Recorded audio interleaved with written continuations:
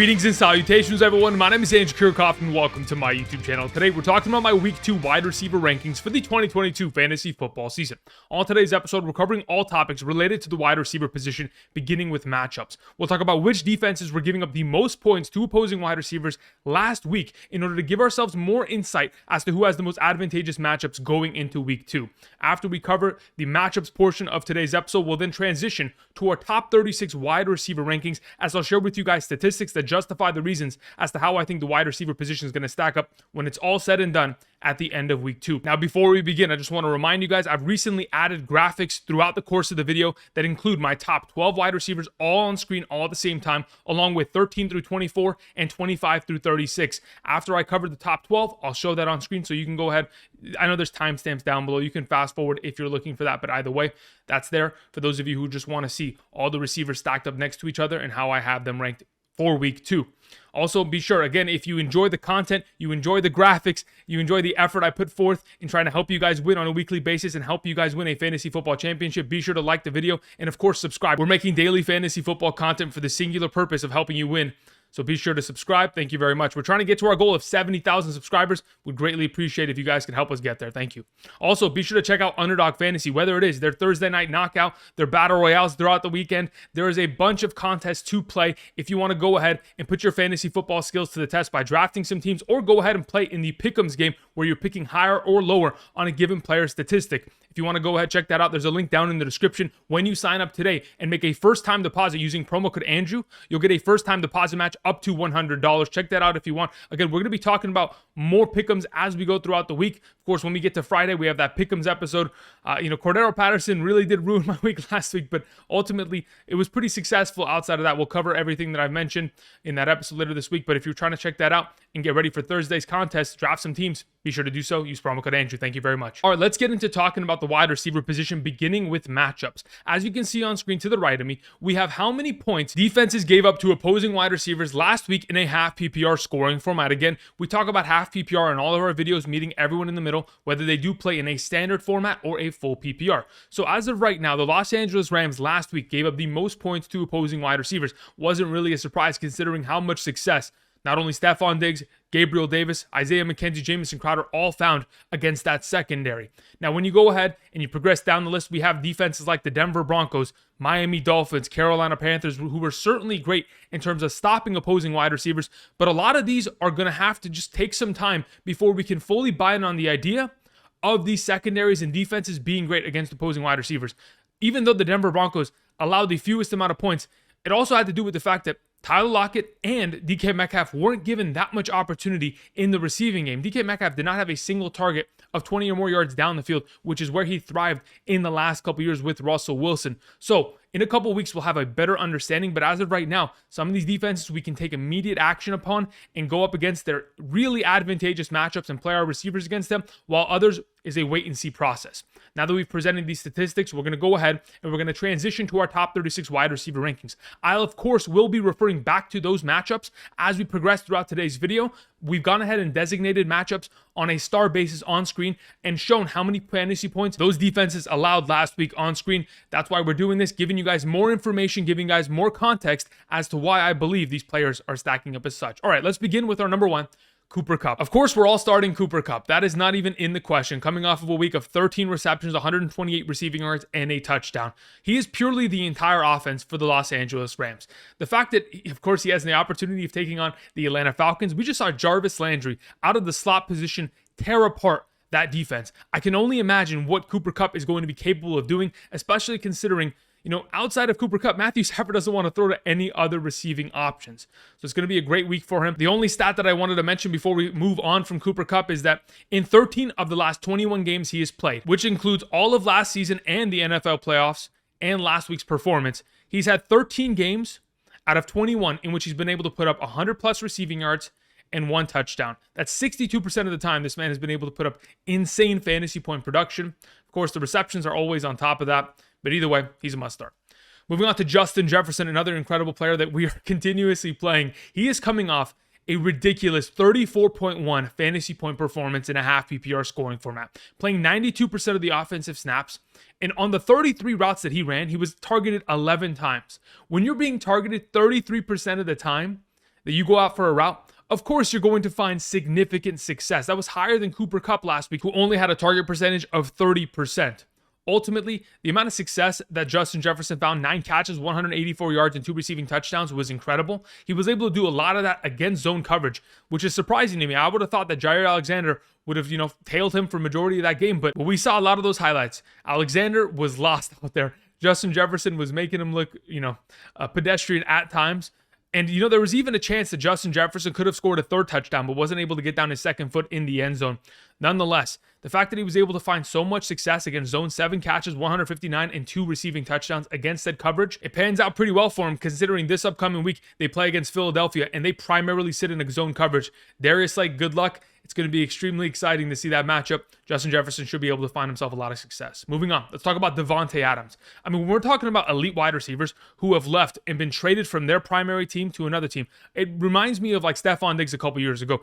Went to the Bills, found immediate success. That's pretty much what we're seeing here for Davante Adams and Derek Carr. The fact that he was given 17 targets of opportunity in this game is absolutely ridiculous. But besides the 10 catches, 141 yards, and a receiving touchdown, that totaled to 25.1 fantasy points and a 41% target percentage. 17 targets on the 41 routes that he ran. That is by far the highest number a wide receiver was able to put up this week in comparison to all that ran at least 10 routes. What a ridiculous number. Derek Carr is going to continue to funnel target his primary receiving option and elevate him to heights that maybe we haven't even seen before, considering the fact that he was targeted 17 times. That's the 4th most targets he's ever had in his career. He had the 11th most receptions of his entire career and the 9th most receiving yards of his entire career just in this one game, the first debut game against pretty good coverage from the Los Angeles Chargers. Now he gets to take on the Arizona Cardinals. My goodness, they're in trouble. Moving on to Ja'Marr Chase at number 4, taking on the Dallas Cowboys. Again, I think this is a relatively good matchup. Ja'Marr Chase is one of one. Purely one of the best players in the league. Played all 100 snaps for the Cincinnati Bengals on Sunday against the Pittsburgh Steelers. Put up 23.9 fantasy points. And to be honest, when I went back and I watched that game, there were multiple occasions where he could have scored a 2nd or even a 3rd touchdown if he wore shoes one size smaller. Purely, that's all it would have taken, and he would have had at least 2, maybe even 3 touchdowns against the Pittsburgh Steelers, while also getting a lot of double coverage from over the top, and the fact that T. Higgins wasn't out there. Now we go into this upcoming week. They take on the Dallas Cowboys. We're talking about a receiving option that had the most red zone targets inside the 10-yard line amongst all receiving options last week. He's going to continue to be that touchdown threat for this offense. If the Dallas Cowboys aren't able to find immediate success offensively, and they continue to punt on 4th down, maybe even turn over the ball, there's going to be a lot of opportunities for the Cincinnati Bengals offense to find success. I'm not too worried about the corner coverage. Ja'Marr Chase, he's just too good. Moving on to Stefon Diggs, another one of these wide receivers that just continue to be incredible options for us. Stefon Diggs only played 64% of the offensive snaps against the Los Angeles Rams last Thursday, yet he still managed to be the number 1 option in all receiving categories: targets, receptions, receiving yards, and touchdowns. Again, 8 catches for 122 and a touchdown. Whew, incredible numbers. Now they have the privilege of taking on the Tennessee Titans. And even though the Tennessee Titans didn't give up that many points to opposing wide receivers last week, of course, Sterling Shepard found some success here and there. Of course, so did Richie James. But ultimately, they didn't play against the Gabriel Davis, and they didn't play against the Josh Allen or a Stefon Diggs. The last 2 times Stefon Diggs has played against the Tennessee Titans, 1 in 2020 and 1 in 2021. Those numbers of fantasy points that he put up in a half PPR, 19.4 and 15.6. There's a lot of potential to be had in this matchup. Of course, we expect one of the best wide receivers to have himself a great game this week. Moving on to Michael Pittman Jr., the thumbnail for today's episode, taking on the Jacksonville Jaguars, who absolutely got torched last week by the Washington Commanders. The fact that the Washington Commanders had 3 wide receivers that had more than 10 fantasy points, and all 3 of them were able to score a touchdown, just gives me even more confidence that Michael Pittman will be able to find the end zone and a lot of success. Again, a lot of people this offseason were talking about Michael Pittman is not Calvin Ridley. He's not Julio Jones. He's not going to see that high volume of target opportunity from Matt Ryan. Well, expect that to continue. Again, 13 targets, 9 catches, 121 and a touchdown isn't going to be numbers that, we only see once this season. We're going to continue to see those numbers, not on a consistent basis, but enough to where he's going to maintain as a wide receiver 1 as we continue. Now, to put it in perspective, this last weekend's performance of 22.6 fantasy points was the 2nd highest fantasy point contribution that Michael Pittman has ever put up in his career. As long as he keeps getting opportunity in this offense, of course, he's going to succeed. Last year, when he took on the Jacksonville Jaguars, 2 performances, 1 game of 9.6 points, the other 17.4. I think that 17.4 number is very easily accomplishable as long as he's on the field playing 98% of the offensive snaps against Jacksonville's secondary. This is going to be an easy one. Moving on to A.J. Brown, our number 7. Man, speaking of elite level wide receivers going from, their primary team and traded to another team, it's pretty much the Davante Adams conversation. You go ahead and you pluck an elite level talent, you put him next to Jalen Hurts, the guy that we talked about this offseason, is best friends with A.J. Brown off the field. We saw best friends last season, Cooper Kupp and Matthew Stafford, have an explosive year. These guys came out and were not messing around. They took on that Detroit secondary and made them look pedestrian. Again, 13 targets to 10 receptions, 155 receiving yards. Anytime A.J. Brown has been targeted 10 or more times in his career, including last week, he's been averaging 21.2 fantasy points per game in a half PPR scoring format. They take on the Minnesota Vikings. You'll probably see primary coverage from Patrick Peterson. Even with that, I'm not too worried. I think there's going to be a lot of success to be had because the opportunities are going to continue to be there. With a run-first offense, it is going to be extremely hard to cover all of the threats in the passing game. But really, there aren't many other receiving threats as wide receivers on this team. Outside of A.J. Brown, Zach Pascal was the only other wide receiver that caught a ball for this team on Sunday at the wide receiver position. Pretty crazy. Moving on, let's talk about Deebo Samuel taking on the Seattle Seahawks. An in-division matchup, of course. They are familiar with the Seattle Seahawks defense. In the last 3 games that he's played against the Seattle Seahawks, he's gone over 100 receiving yards in each of those games. Now, a couple things I wanted to mention. Last week, the weather absolutely got out of control in that second half, and it pretty much sent Deebo Samuel back on the path of being running back Deebo Samuel. 8 carries, 51 yards, and a rushing touchdown. That being said, with Elijah Mitchell also going down with an injury, it's pretty much what we saw last year. Late last season, when Elijah Mitchell went down with his injury and missed significant time, Deebo Samuel was transitioned into that running back position. Do not be surprised if we see far more running back Deebo Samuel down on the goal line, finding some opportunity and scoring more points on the ground. Now, in terms of his receiving upside, only caught 2 balls this last week. Again, the weather was out of control, and Trey Lance wasn't able to really get his feet under him and deliver balls down the field at an accurate and effective rate. Otherwise, he would have been able to find success because the last time these two played together and they played against the Seattle Seahawks, they found a lot of success. In the second half of the game last season, week 4 against Seattle Seahawks, Trey Lance targeted him 9 times. They led to 5 catches, 112 receiving yards, and 2 receiving touchdowns. I expect a lot of success from Deebo Samuel this week. Let's move on to Tyreek Hill. So as you can see, he is still in a Chiefs uniform, but I just need a photographer that works for the Miami Dolphins to take some good pictures of this man. I need some high quality images so that I can use. But either way, he had a great week in his debut with the Miami Dolphins, was able to get himself 12 targets, 8 catches, 94 yards. He has always been able to find success against Bill Belichick's defenses, and it's just going to continue to be the same every single time they take on the New England Patriots. Now, this upcoming week, they have a quote-unquote tougher matchup against the Baltimore Ravens. I don't see it as that difficult. Kendall Fuller, their primary cornerback, tore his ACL. He's gone. Marcus Peters hasn't been able to return from his ACL yet. Marlon Humphrey hasn't been the same cornerback in the last couple of years. I mean, really, in terms of performances, in terms of coverage, I know he predominantly plays as a slot cornerback for that team. Again, if we're going to see Tyreek Hill play on the outside, we're going to see Jaylen Waddle play on the outside for a majority of the game, that Baltimore Ravens secondary is going to have to step up. Otherwise, they're going to get burnt. If it wasn't for Tua really just underthrowing a deep passing opportunity, Tyreek Hill would have had a 70-yard touchdown in that game. When I went back and I watched that game, there was an opportunity where Tua somehow threw it 10 yards into the ground in front of Tyreek Hill when they were playing cover 1, single high safety, and that safety was completely lost out there. And Tyreek Hill could have been 70 yards, throwing up the peace sign, and just running into the end zone, having himself a 25-point performance. But we're going to work through that. Either way, was able to see 39% target percentage. That means on the 31 routes he ran, he had 12 total targets. That is an incredible number. Hopefully, we'll continue to see that as the weeks progress. Moving on. This is the biggest surprise, probably. I didn't expect him to be here, but man, he's just been too good. Amon-Ra St. Brown is far too good at football not to continue to respect this man. At this point, I mean, he's got to be a top 10 wide receiver, in my opinion, especially in a half PPR. In a full PPR, there's even more credence to have him near the top in terms of the rankings. At the back end of the 2021 year, he had 6 consecutive games of 10 or more targets, 8 or more receptions, 70 or more receiving yards, and was able to score 6 touchdowns, throughout those 6 games. Now, if you look at his score line from this last week, 12 targets, okay, that's over 10. 8 receptions, that met the mark. 64 receiving yards. All right, he was just 6 shy of that record, and then he still had himself a receiving touchdown. Dude, his streak continues. It's now a 7-game streak in which he is of 8 or more receptions and getting 10 or more opportunities. And if we're going to continue to be in that conversation in a 5-star matchup where he takes on Benjamin St-Juste, the primary slot corner of the Washington Commanders, dude, I mean, we saw Christian Kirk last week, 85% of the snaps from the slot position.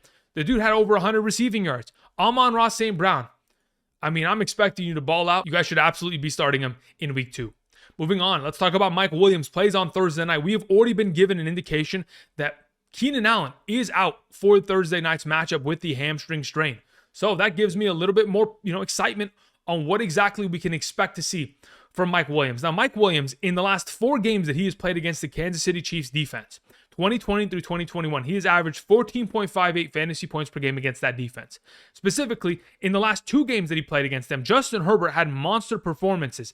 Justin Herbert in 2021 against Kansas City Chiefs, 500 passing yards and 6 passing touchdowns in 2 games.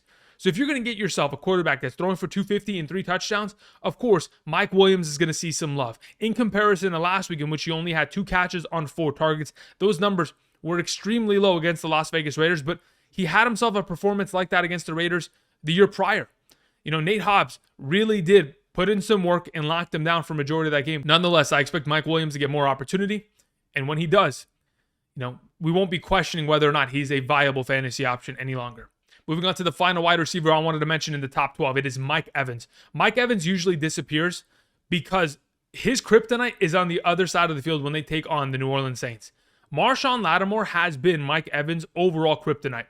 When Mike Evans has played against the New Orleans Saints in the last 2 seasons with Tom Brady under center, he has only averaged 7.2 fantasy points per game. Tom Brady himself has struggled against this defense. Again, if you want to look at the total stats of the last 4 games in which Mike Evans has played against the New Orleans Saints, only 15 targets, 8 receptions, 128 receiving yards, and 2 receiving touchdowns, 28.8 fantasy points, which leads to that 7.2 fantasy point per game average in a half PPR scoring format. I know he is a primary receiving threat of this offense, and Chris Godwin is most likely not going to play due to his hamstring injury. But even with that all being said, Marshawn Lattimore for some reason just gets under Mike Evans' skin and just gets him out of, his regular groove. And the targets just don't end up being there, and the production is typically not there. But he's a stud wide receiver, so we have to start him and hope he finds the end zone this week. So these are my top 12 wide receiver rankings for week 2 of the 2022 fantasy football season. Again, top to bottom, players that I have a lot of confidence in. Now, one of them may look like they don't belong here, but I can assure you Amon-Ra St. Brown is going to be a top 12 receiver this week, man. He's just far too good. He's on the streak, and if that continues to be the case, he's going to find a lot of success, especially against Washington. Nonetheless, be sure to go ahead, check out these rankings. We're going to go ahead and move on. Do not forget that as we typically do throughout the season, every Saturday and Sunday, we're going to be streaming. We'll have updated rankings every Sunday morning, 8 a.m. to 10 a.m. Pacific Standard Time, kickoff with Kirchhoff. So if you want updated rankings, you can go ahead, drop on by Sunday morning. We'll be talking rankings there. All right, let's go ahead and let's talk about the next wide receiver on today's list. We have T. Higgins.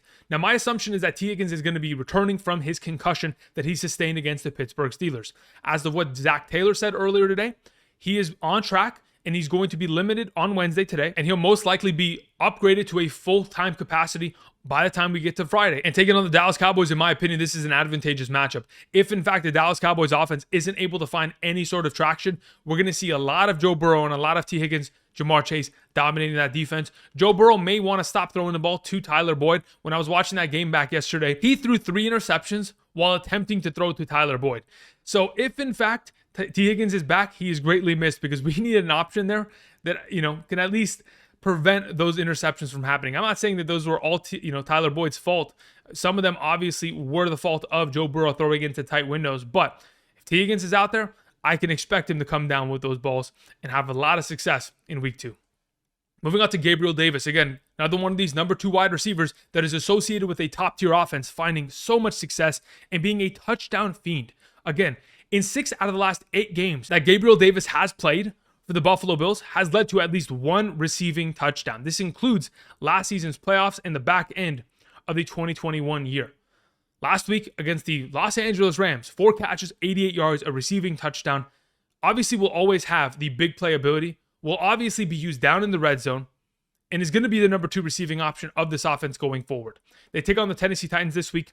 Last season, when they took on the Tennessee Titans, of course, Gabriel Davis wasn't really a part of the mix, but Emmanuel Sanders and Cole Beasley were. Emmanuel Sanders in that game, 5 catches, 91 yards. Cole Beasley, 7 catches, 88, and a receiving touchdown, while Josh Allen went for, 350 passing yards, 3 passing touchdowns, and a 75% passing completion percentage. I'm expecting to see numbers like that, which is going to only elevate Gabriel Davis. Moving on to Marquise Hollywood Brown. Listen, Marquise Hollywood Brown is being given the benefit of the doubt from me.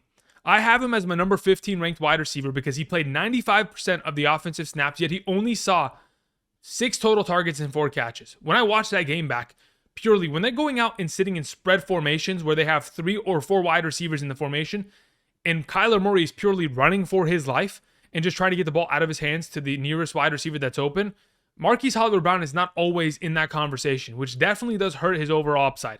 And the fact that they take on the Las Vegas Raiders this week does give me some concern, because if Max Crosby and Chandler Jones are getting after Kyler, that could be an issue very easily in the beginning of that game and could make it completely get out of control. And even the fact that they were down 30-7, midway through the third quarter, the fact that they didn't throw the ball more than 33 times also kind of gives me some concern. If in fact we're expecting Marquise Brown to have an elevated target share, if 6 targets is going to be that number, I'm a little worried, but I'm going to give him the benefit of the doubt. I'm going to hope that we're going to continue to see more opportunities go in his direction. Nate Hobbs is going to probably be the primary starting cornerback that goes up against him. That also gives me some concern, but as of right now, we have him as my number 15 ranked wide receiver in hopes that he could find the end zone just like he did last week and see a little bit more opportunity that continues to elevate his fantasy production. Moving on, let's talk about Michael Thomas. Now listen, Michael Thomas is back. We were very much so concerned that hamstring injury was going to have him limited in this game. And it did to an extent. He only played 60% of the offensive snaps, but he came down with 20 fantasy points because of those 2 receiving touchdowns in the red zone. When they got within the 10-yard line, the only people that touched the ball for this team in the receiving game was Michael Thomas. Outside of that, we saw a little bit of, Taysom Hill running the ball down in the red zone, and of course, Mark Ingram with a 2-point conversion. But ultimately, Michael Thomas is the number 1 receiving threat, especially down in the red zone. They take on the Tampa Bay Buccaneers. This is a matchup where, again, they didn't give up many points to opposing wide receivers last week. I think, CeeDee Lamb had 2 catches on 11 targets. Again, Michael Thomas has a familiarity against this defense. He knows the coverage. He knows how he's going to succeed against them. And as long as Jameis Winston has already found that connection with him, he's only going to get better as the weeks progress, and he gets far more comfortable with the ankle and the hamstring getting healthier. Moving on to Courtland Sutton, our number 17. Again, Courtland Sutton was fantastic to an extent. Of course, when you look at his total fantasy points, 9.2, you might not be, super excited, but let's not forget, he played 95% of the offensive snaps. He had 4 receptions on 7 targets, identical overall opportunity as Jerry Jeudy.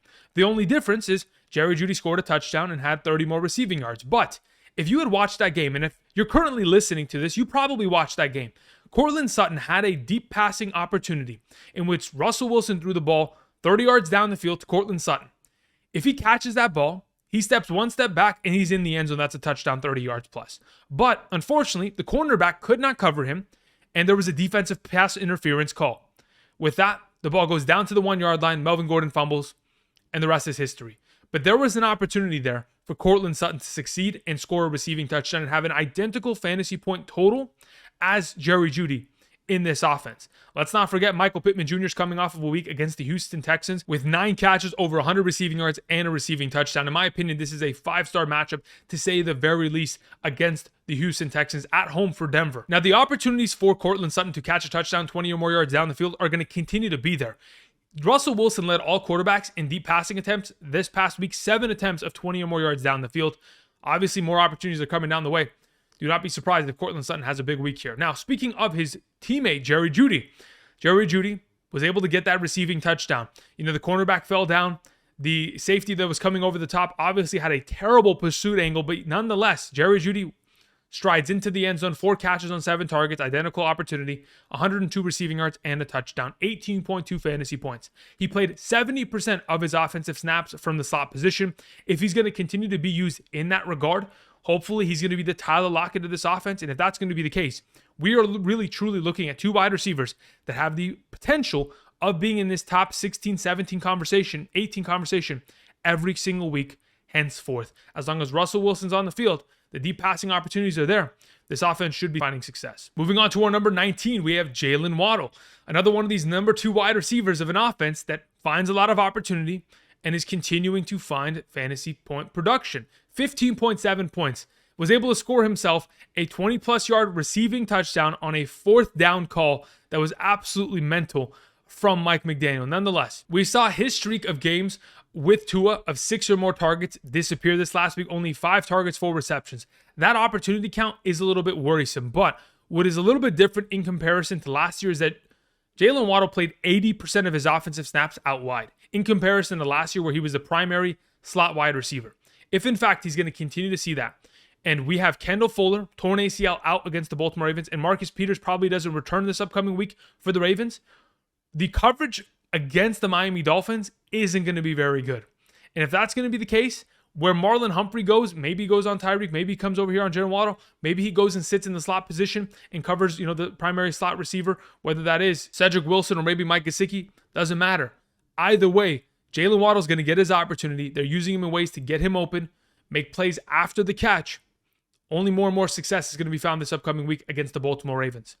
Moving on, let's talk about Diontae Johnson. Had himself another week of double-digit targets. Again, the only reason this man gets so many targets is because he finds himself open on so many occasions. 12 targets, 7 catches, 55 yards, all while Mitchell Trubisky honestly did not play well. They take on the New England Patriots. I think this is another one of those matchups where you could definitely take advantage of the fact that this secondary isn't as good as in seasons past. We saw Tyreek Hill, Jaylen Waddle both find success against this defense this last week. Even with Tua not playing very well at times, I think Mitchell Trubisky can help elevate Diontae Johnson to a great week. Anytime Diontae Johnson in the last 3 seasons has been given 10 or more targets in a game, he's averaged over 15 half PPR fantasy points per game. I'm expecting a lot of success this week in a relatively decent matchup. Let's talk about Brandin Cooks. Now, if it wasn't for Davis Mills underthrowing a flea flicker Hail Mary pass, obviously, Brandin Cooks walks into the end zone, has himself a 20-point fantasy performance. Unfortunately, that didn't happen. The completion was only for 40 yards, and because he had to come back for the ball, the defenders went and tackled him. Nonetheless, when we have seen Davis Mills and Brandin Cooks play together on the field, as Davis Mills being the starting quarterback and neither of them leaving early due to an injury, we have seen Brandin Cooks average 10 targets per game, 7 catches per game, 90 receiving yards per game, and 0.64 receiving touchdowns per game. That's a 16.64 fantasy point per game average in a half PPR scoring format with Davis Mills over the last 2 years. Coming off of a game of 7 catches on 12 targets, 82 receiving yards, again, very similar numbers. Those numbers are going to continue to be the case. They take on the Denver Broncos. Again, they do have good secondary players, but we know he's going to get over 10 opportunities. And at the wide receiver position, that is extremely valuable and must be started. Moving on to Terry McLaurin. When McLaurin has an opportunity to go up against Oruwariye or Okudah, of course he's going to find success. But my only issue is, how much opportunity is he going to get? He only saw 4 targets this last week. Curtis Samuel had 11. Jahan Dotson had more than, Terry McLaurin.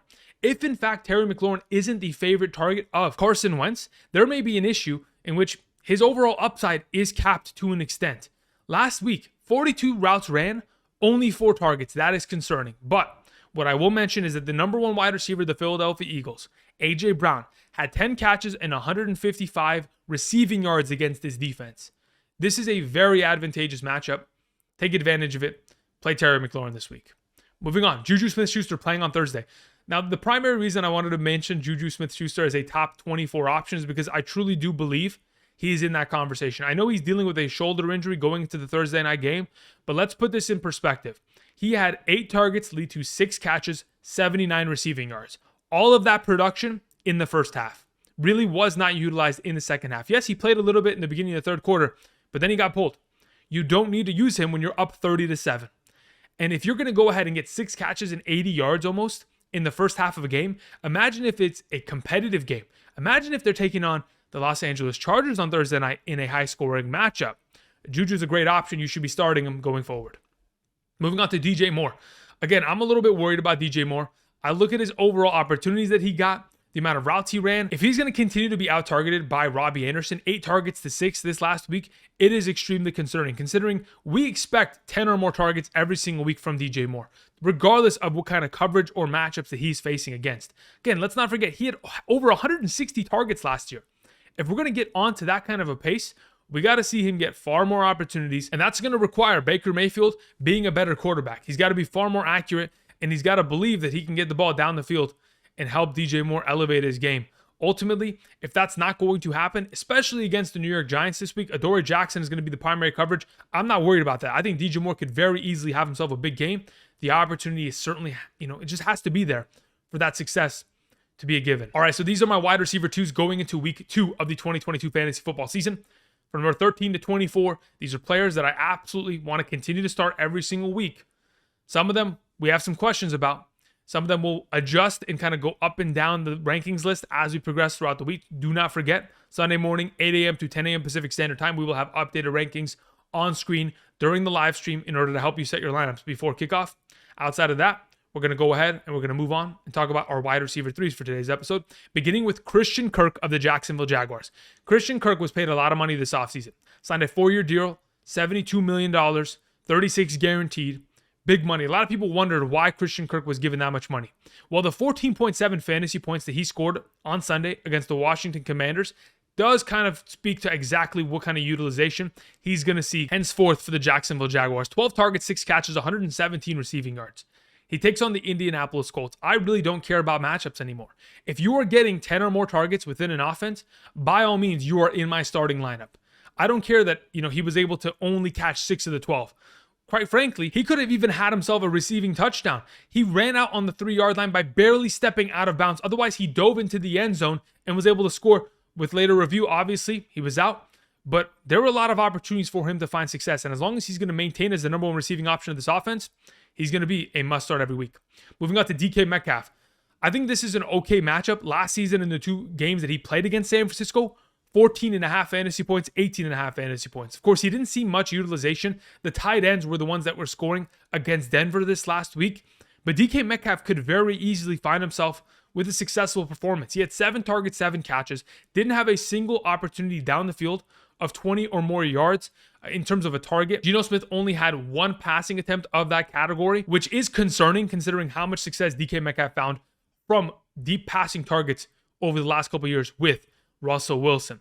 That being said, considering they were in a positive game script, just trying to kill the clock and win the game because they were up against Denver, it really didn't have to force Geno Smith to really air it out. If you're going to play against San Francisco and San Francisco takes such a lead, Geno Smith is absolutely going to have to pass the ball, and DK Metcalf should have a better week this week. Moving on to Allen Robinson. Listen, Allen Robinson, hopefully he has found himself eating breakfast with Matthew Stafford, because if that's not going to be the case, we're going to maybe have another slow week here. Let's not forget, last season, Robert Woods was slow to eventually get into that kind of groove with Matthew Stafford. The first couple games didn't see too many targets, but eventually, within the first 9 games of the season, Robert Woods was able to get at least 6 or more targets in 7 of those contests. It's an extremely advantageous matchup. We saw Michael Thomas, Jarvis Landry both find very relevant success against this defense. It's only a matter of time until Allen Robinson finally finds that groove with Matthew Stafford, and once he does, it's going to be a lot of fantasy points going in his direction. Moving on to Curtis Samuel, our number 28. Even though he is coming off of the waivers, I do believe that this is a player that we want to start, specifically against the Detroit Lions, which is a fantastic matchup this upcoming week. Considering the fact that Curtis Samuel is coming off of a game in which he had 11 targets that led to 8 catches, and he had 4 rushing attempts, that kind of opportunity on 71% of the total offensive snaps leads me to believe that he's going to continue to be a mainstay in this offense. There's a reason why Ron Rivera signed him last season. Former Carolina Panther with Ron Rivera. They know how to utilize him. They want to get him heavily involved. He played 76.4% of the offensive snaps from the slot position, and as the primary slot receiver, should be a great option against the Detroit Lions this week. Moving on to Adam Thielen. Listen, Adam Thielen is very much so reliant on touchdowns. We know this. We talked about it. Now the record currently sits at 24 touchdowns in the last 27 games. As that number continues to expand, we're going to eventually see a game in which he scores some touchdowns. But receiving work in terms of yardage is never going to be the biggest difference maker for Adam Thielen. Unless he finds the end zone, he's not going to have himself a great day. Now, in terms of the red zone opportunity from the Minnesota Vikings last week, Justin Jefferson saw all 3 targets inside the 10-yard line. And if that's going to continue to be the case, of course, we're going to see a little bit less production from Adam Thielen this year, but I think it'll begin to balance out as we progress. I still think he's a top 30 receiving option against Philadelphia Eagles this week. Let's move on to Julio Jones, another one of these veteran options. While Mike Evans is going to be dealing with his kryptonite, Marshawn Lattimore, on the other side of the field, Julio Jones is going to have to step up because Russell Gage didn't see much work. Chris Godwin's going to be out. And Julio was really just the only other primary option of this offense outside of Evans and Fournette on that Sunday Night Football game against the Dallas Cowboys. Julio Jones looked good, but the only issue that I had was that he would make a huge play and then it looked like he was hurt and he would start limping around and then he'd eventually come back. It just scares me every time he touches the ball. Obviously, he had some rushing attempts, 2 attempts for 17 yards on some end-around plays, 3 catches for 69 yards, 10 fantasy points.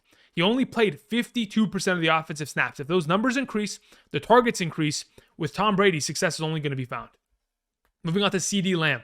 I don't want to have to put CeeDee Lamb here, but I have to, considering the fact that Dak isn't active. When you have Cooper Rush as your starting quarterback, it's not going to be an automatic success, but I do want to mention, last year against the Minnesota Vikings, I think it was week 8, Cooper Rush was the starting quarterback.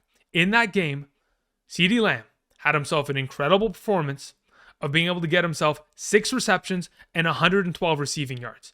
If we're going to see a conversation in which Cooper Rush can get him back into that conversation, by all means, let's start him. But it's not a guarantee, which is my concern.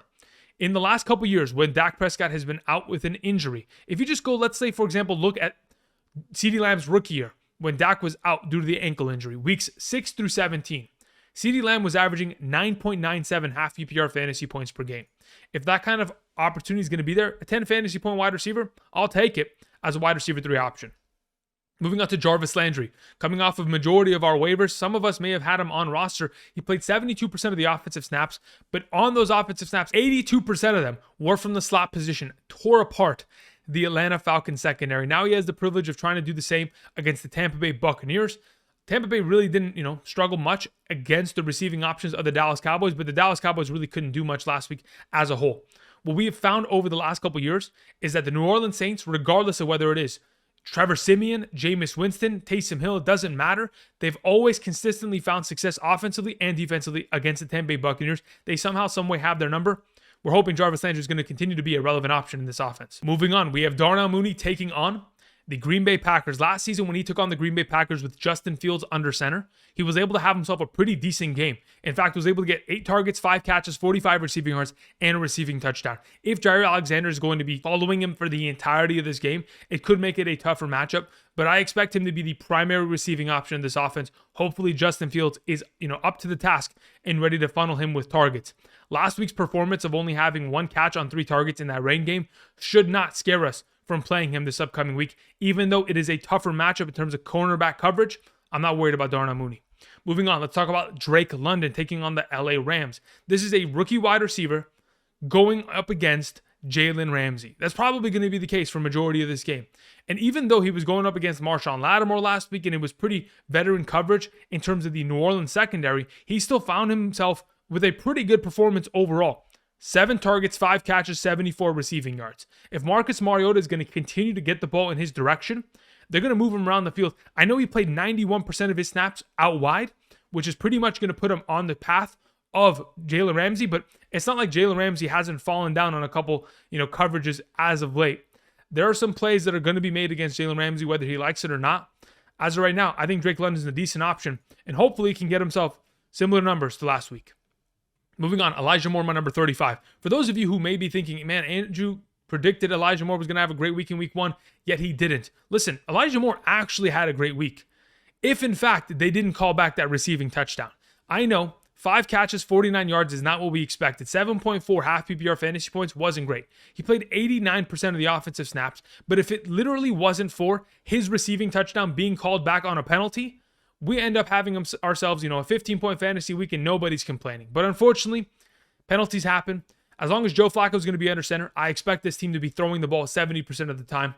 And with that being the case, against Cleveland, should be some success here for Elijah Moore. Our final receiving option, we have Rashod Bateman taking on the Miami Dolphins. In terms of coverage, it's not a fair matchup per se. Going up against Byron Jones and Xavier Howard, matchups I'm not too interested in. That being said, Lamar Jackson, in terms of his deep passing opportunities, he led all quarterbacks in that category of passes 20 or more yards down the field. 8 of them. 2 of them went in the direction of Devin Duvernay. 2 of them went in the direction of Rashod Bateman. Both of them were able to score at least a minimum of 1 touchdown, 20 or more yards down the field. It's just a matter of whether or not Rashod Bateman is going to get more opportunity. Only 2 catches on 5 targets. If the opportunity doesn't increase for him in tougher matchup, it may be a guy that you might want to go ahead and pivot away from, look for a different flex option. Otherwise, we're hoping for a deep passing touchdown that ends up saving his week. All right, let's go ahead. Let's filter to our 25 through 36 list, giving you guys some perspective as to where I think the wide receiver position is going to look like when it's all said and done at the end of week 2. And that pretty much covers it. Again, we're going to update rankings as we progress throughout the week. Be sure to come back Sunday morning, 8 a.m. to 10 a.m. Pacific Standard Time, kickoff with Kirchhoff. I want to thank you all for watching. Be sure to check out Underdog Fantasy and use promo code Andrew when you sign up and make a first-time deposit while using the code. You will get a first-time deposit match up to $100. Help us get to our goal of 70,000 subscribers by clicking that button down below, staying up to date on my latest content, and of course, clicking the like button. Let me know down in the comment section if there's any other wide receivers that I didn't mention on today's episode that you think should be a top 36 prospect or potentially started this upcoming week. Thank you everybody for watching, and until next time, I'll see you guys. Peace.